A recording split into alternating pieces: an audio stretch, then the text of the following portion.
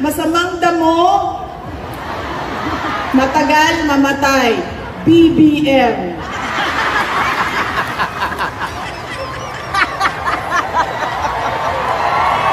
Grabe. Ang lahat guys, bago natin ito pag-uusapan, help me po muna na i-like at saka i-share itong video natin para guys kakalat ito sa taong bayan at sa mga first time na nanood dito ay makaparticipate sila. At sa mga first time dito sa aking channel ha, kung first time yung nanood dito at nagustuhan nyo ang ating talakayan, yung ating banatan, ay mag-subscribe na rin kayo ha para updated kayo lagi sa ating mga trending na balita. Ang subscription po ay walang bayad yan, libre lang yan, okay? So paldo na kayo dito.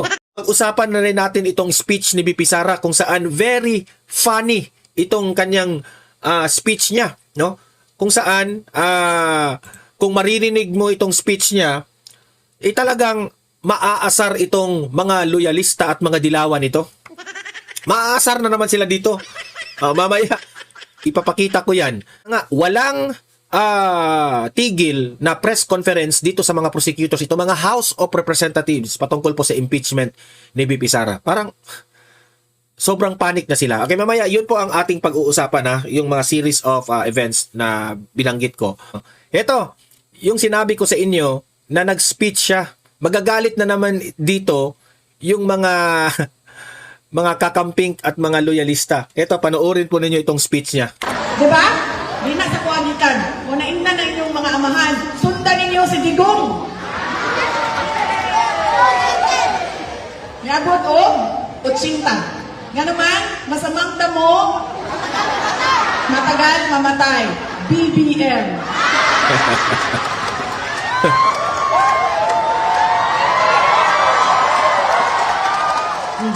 Uli na tanay. Suspending na nitanan ninyo ang official na. Binuang. Wali binuang. Grabe kayo na sila ma-personal. Correct. Oh. Ini, Vice Mayor, mga Vice. Wala na, urot na Vice Mayor sa Sarangani. Ana, yun ang number 1 konsihal. Yes! Kami na yun.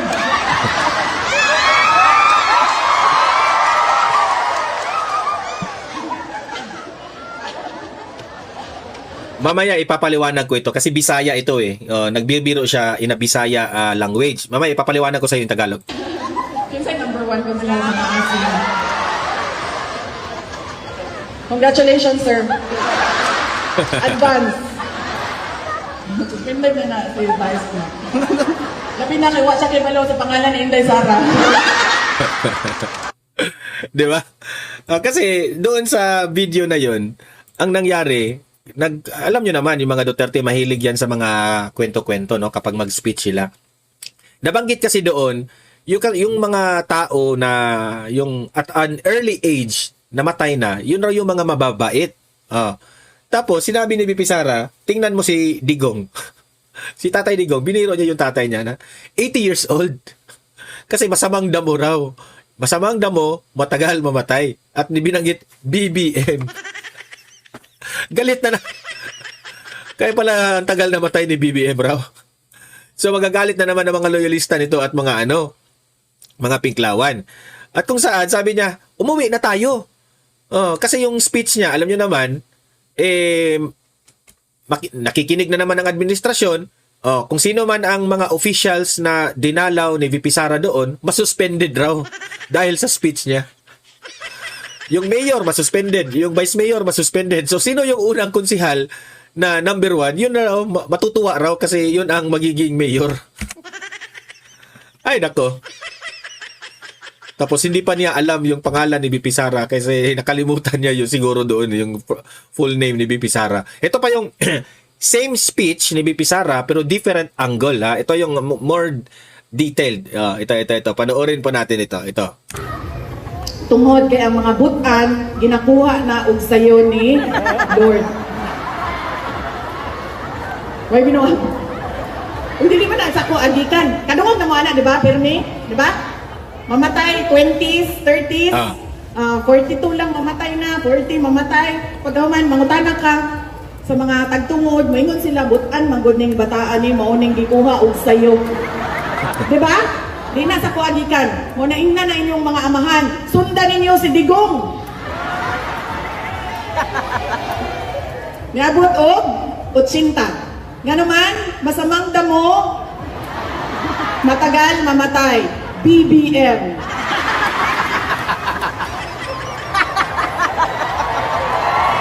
Grabe. Uy, muli na tayo. Suspending na tanan ninyo ang mga official igma.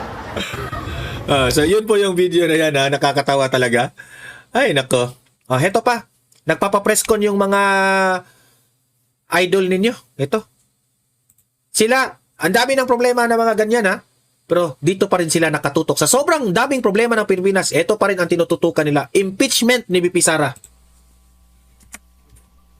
Presko nila ito. Okay, we may now open the table for questions. Please identify yourself and the panelists, you may want to address your inquiries. Ma'am, Gabriel Lalo po from Inquirer.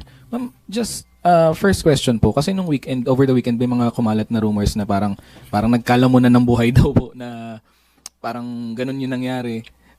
Can you clarify po that, Chair? That is not true. I charge it to fake news. Kasi kumakalat yung balita na nilalamon si Luistro ng buhay raw sa defense team ni VP Sara. Nagalit. Fake news raw. Sasabihin mong fake news, ang nagbabalita yan, mga kaalyado ninyong media, mga mainstream media ang nagbabalita doon.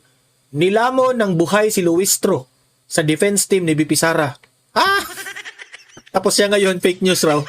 And the people should become very cautious now in watching from the social media. We should be careful in deciphering what is correct and what is false.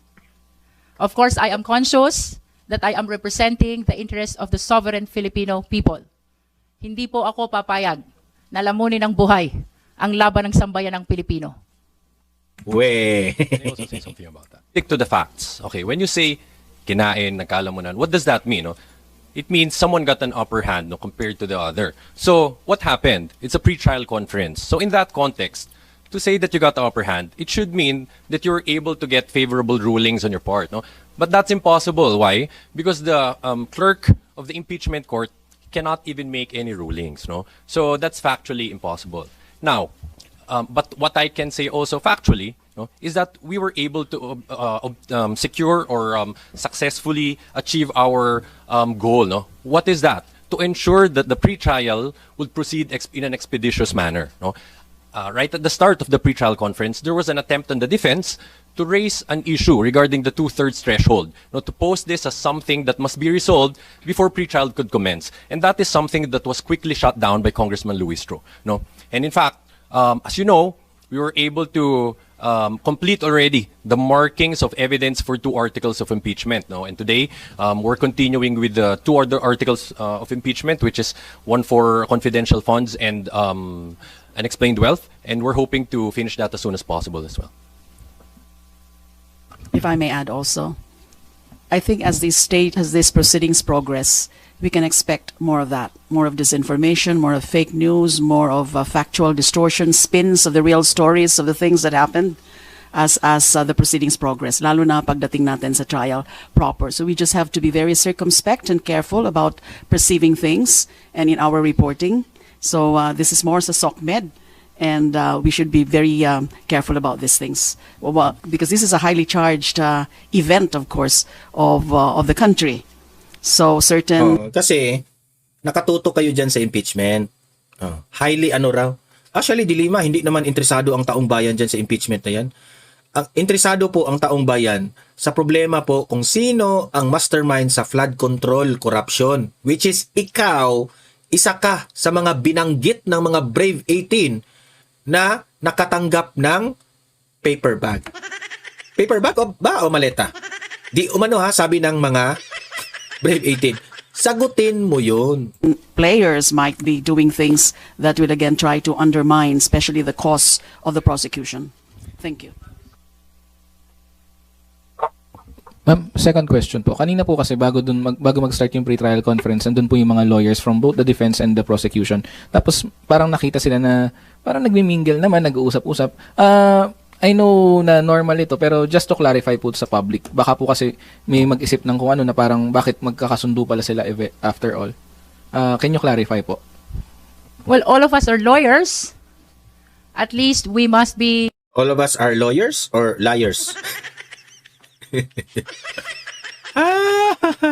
Nagtatanong lang. cordial with each other because we belong to the same legal profession. Nevertheless, of course, we are committed to our respective causes. The prosecution is here to prove its case in this impeachment trial, while the defense is there in order to prove the innocence of the respondent. That is what we meant by adversarial proceeding. Ang tanong, rerespetuhin nyo ba ang magiging desisyon ng mga senator judges kung sakasakaling si VP Sara po ay ma-acquit? Yan ang pinakatanong, di ba? Kasi what if sasabihin ng senator judges, gawa-gawa yung ebidensya? Gawa-gawa yung mga kwento-kwento ninyo? Ma-accept nyo ba yan? O baka atakihin si Dilima sa sama ng loob? Hindi, nagtatanong lang tayo ha, kumakaya ba ninyo? Kaya nyo bang tanggapin na hindi ma-impeach si VP Sara? But it does not negate the supposed cordial relationship among the members of the bar.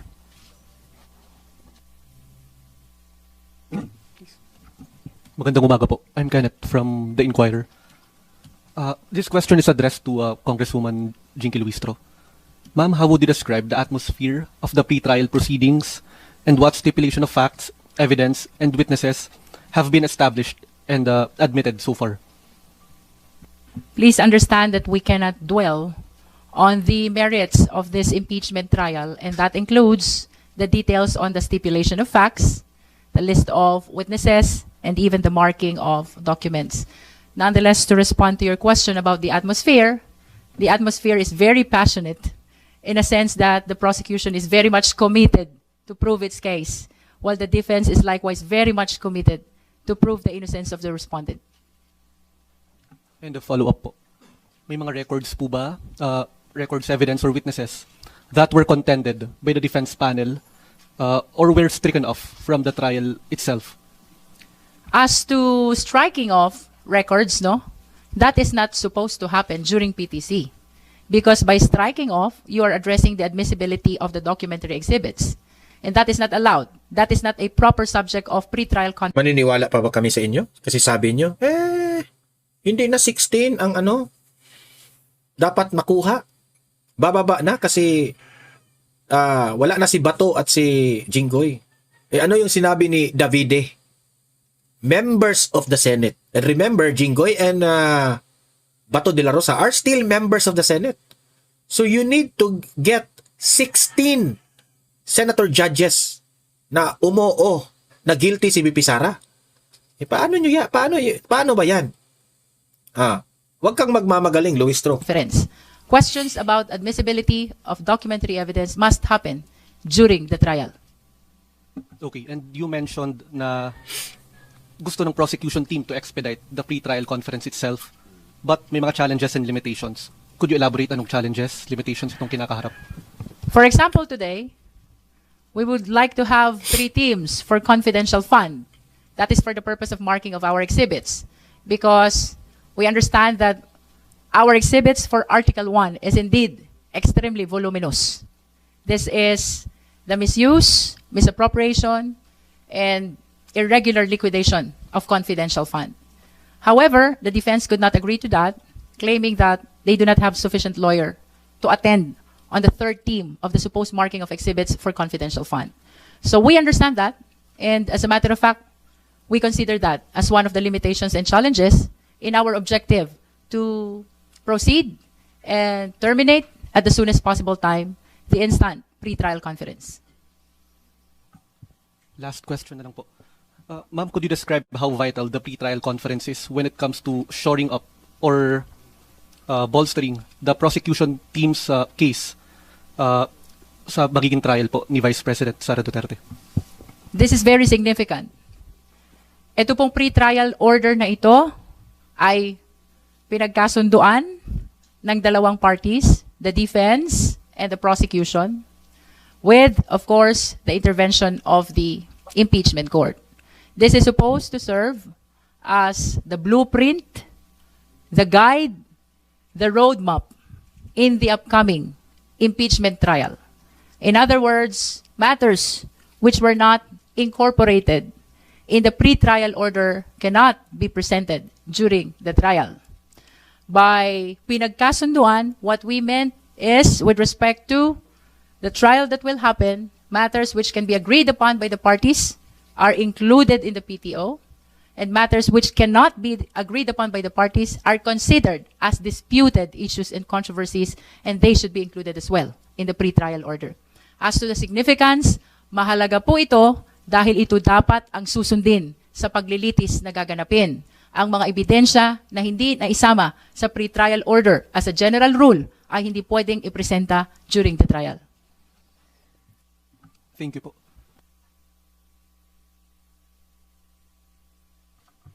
Good morning po, Kongs. Kay Kong Jervil po. Kong Jervil, in your previous interview, sinabi niyo po na po pwedeng tumagal yung impeachment trial ng 3 months. Nananatili po ba itong timeline na to or there is a possibility to mas mapahaba pa po yung paglilitis?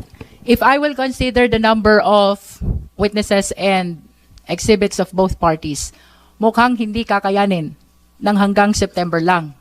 But nevertheless, the number of trial dates for the prosecution and the defense is subject to the discretion of the impeachment court.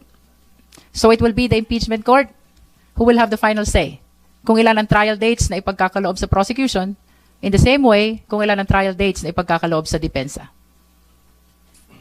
Pero nag-reflect na po ito dun po sa ibinigay niyo pong trial date sa impeachment court, yung more than 3 months. We submitted our list of witnesses and documents, including the possible number of trial dates. But of course, Ito lang yung aking kasi paulit-ulit na lang silang nagpa-press con. At every press con, predictable na yung mga answers nila. Kasi paulit-ulit nga eh.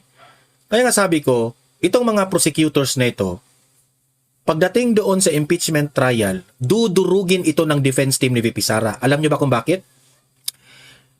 Mapipredict nyo ang galawan nila eh. Laging nagpapa-press con. Halatang halata na itong mga prosecutors na ito walang alam. Kasi yung mga ebidensya at mga aligasyon nila, halata naman talaga na gawa-gawa lang. So ako, in my own analysis, dudurugin talaga ito ng defense team pagdating sa impeachment trial. Because they are very predictable because laging nagpapa-press con. Lahat na lang siguro ng mga tanong ng media, sinasagot nila. They are not careful.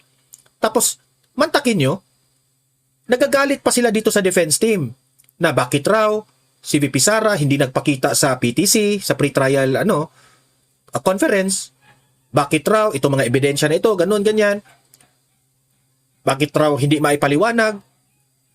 Instead na kayo po'y matuwa na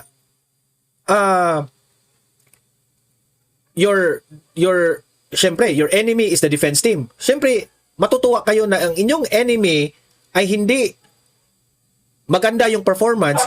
Imbis na matuwa kayo, napipressure kayo. Yan ang problema sa inyo eh. Ang ingay ng aso ko, guys, pasensya na. So, yan lang ang masasabi ko sa inyo. Instead na hayaan nyo ang defense team na magkamali, kayo yata yung napipressure, kayo yata yung natataranta, kasi itong defense team ni VP Sara is very reserved. Very reserved sila at kitang-kita mo talaga na nakahanda yung mga defense team ni VP Sara, na nire-reserve nila yung mga pasabog nila pagdating doon sa impeachment trial. Kaya nga sila ay pre-trial conference pa lang, binalita na ng mainstream media na itong si Luistro kinain ng buhay ng defense team ni VP Sara. Yan. Yan ang napapala ninyo sa papreskon kayo ng papreskon.